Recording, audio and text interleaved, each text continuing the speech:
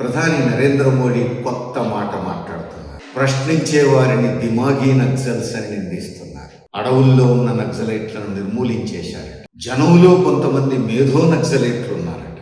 వాళ్ళు జనాన్ని రెచ్చగొడుతున్నారట.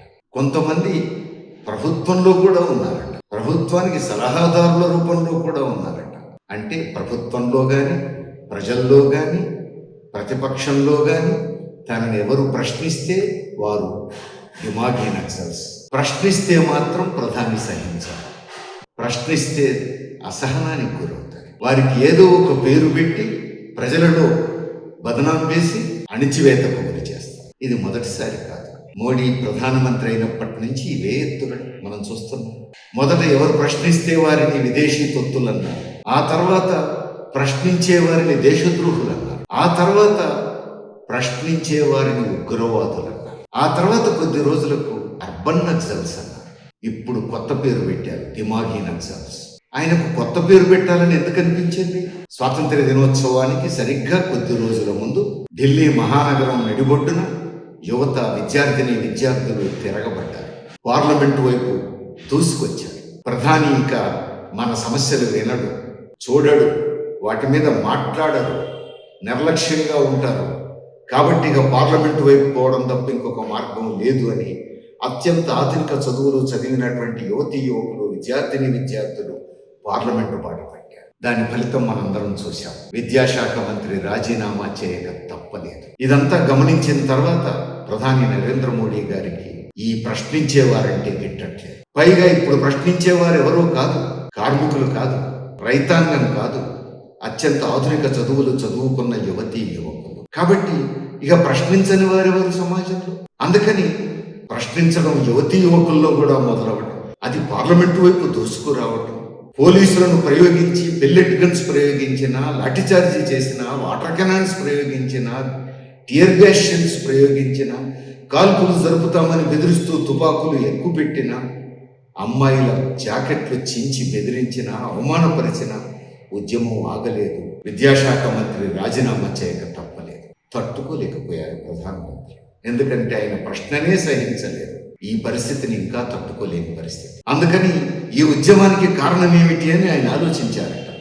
ఆలోచిస్తే మేధావులుగా ఉన్న విద్యార్థుల్లో, యువతలో కూడా కొంతమంది మేధోపరమైన నక్సల్స్ ఉన్నారట. అందుకని ఆ మేధోపరమైన నక్సల్స్ మీద ఇక వేటు వేయాలి అనేది ప్రధాని ఆలోచన.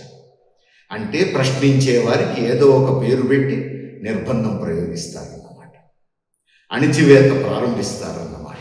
అంతేకాదు, చూశాం కదా, అసలు ఈ యువకుల మీద, విద్యార్థుల మీద పెల్లెట్ గన్స్ ప్రయోగించడానికి, పోలీసు నిర్బంధాన్ని ప్రయోగించడానికి ఆదేశించిన అధికారులు ఎవరు లేదా మంత్రులు ఎవరు అని అడిగితే ఈ ప్రశ్నకు సమాధానం చెప్పవలసి వస్తుంది అని హోంమంత్రి, ప్రధానమంత్రి ఇద్దరూ కూడా పార్లమెంటుకే రాకుండా ఎగ్గొట్టారు. చిట్ట చివరి రోజు వచ్చి వందే మాతరం పాడి భారతదేశ చరిత్రలోనే ప్రధానమంత్రి, హోంమంత్రి ఒక సెషన్ మొత్తం పార్లమెంటు సమావేశాలకు హాజరు కాకుండా తప్పించుకు తిరగటం, ముఖం చాటేయటం అనేది మొదటిసారి మనం చూస్తున్నాం. అంటే ఇక ముఖం చూపించలేని దుస్థితిలో పడ్డారు. పార్లమెంట్లో అడుగుపెట్టే అర్హత కోల్పోయారనుకోవాలా? లేకపోతే పార్లమెంటును, ప్రజాస్వామ్యాన్ని, రాజ్యాంగాన్ని ఖాతరు చేయట్లేరనుకోవాలా? సరిగ్గా స్వతంత్ర దినోత్సవానికి 2 రోజుల ముందు ముగించిన పార్లమెంటు, ఆ తర్వాత స్వాతంత్ర దినోత్సవం రోజు మాత్రం ఎర్రకోట దగ్గర త్రివర్ణ పతాకాన్ని ఎగురవేసి అక్కడ ఉపన్యాసంలో దిమాగీ నక్సల్స్ అనే మాటను ప్రయోగం. అంతేకాదు, యువకుల మీద ఇంతటి పాశవికమైన దాడి చేసి వారి జీవితాలతో చెలగాటమాడి జవాబుదారీతనానికి సిద్ధపడక పార్లమెంటు సమావేశాలు కూడా ఎగ్గొట్టి ఎర్రకోట నుంచి ఇచ్చినటువంటి స్వాతంత్ర దినోత్సవ ప్రసంగంలో మాత్రం యువత కోసమే తాను తప్పించిపోతున్నట్టు, యువత కోసమే తమ ప్రభుత్వ విధానాలు అంకితమైనట్టు, తాము అల్లాడిపోతున్నట్టు యువతను మభ్యపెట్టేందుకు విఫలయత్నం చేస్తున్నారు. ఇప్పుడు దిమాగీ నక్సల్స్ పేరు మీద యువకులను, మేధావులను, రైతులను, కార్మికులను, కూలీలను ఎవరినైనా అణిచివేస్తారన్నమాట. అందుకోసమేనేమో ఇది ప్రజాస్వామ్య దేశం అనేది కూడా మర్చిపోయి, ప్రజాస్వామ్య రాజ్యాంగం ఉన్నది అనే విషయం కూడా మర్చిపోయి, ఒకప్పటి రాచరికాల్లో వాడిన రాజదండాన్ని తీసుకొచ్చి పార్లమెంటులో పెట్టిన ప్రబుద్ధులు మన ప్రధానమంత్రి తనకు తాను రాజుగా భావించుకుంటున్నారు. తనకు తాను ఎవరు ప్రశ్నించడాన్ని సహించేది లేదు, నా చేతిలో రాజదండం ఉన్నది అనే సంకేతాలు ఇచ్చారు. రాచరికపు పద్ధతుల్లోనే నిరంకుశత్వాన్ని ప్రయోగిస్తాను అని ప్రజలను హెచ్చరిస్తున్నారు. అది ఈరోజు మనం అర్థం చేసుకోవాల్సిన ఒక ముఖ్యమైన విషయం. అంతేకాదు, సర్ పేరుతో ఓటర్ల రిజిస్టర్ను ఆధునీకరిస్తున్నాం. ఇప్పుడు జరుగుతున్నదేమిటి? మన రాజ్యాంగం ప్రకారం ఓటు ప్రజల హక్కు.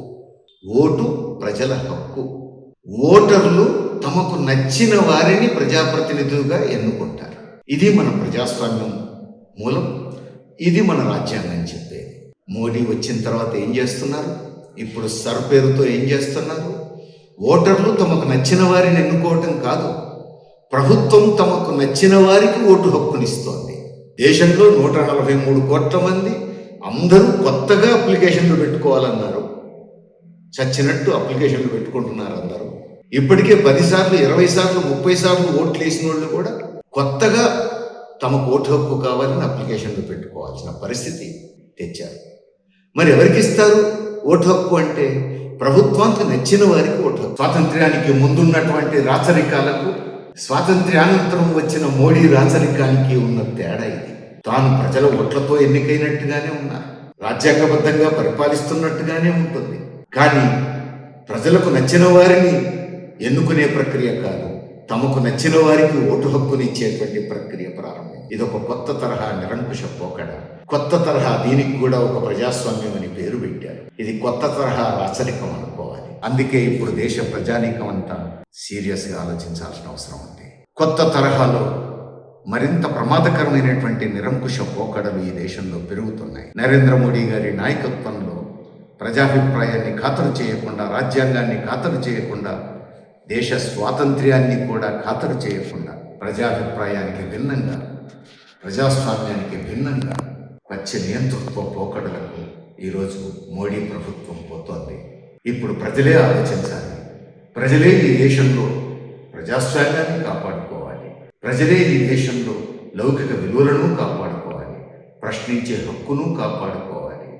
ప్రశ్నించే వారుగా తలెత్తుకొని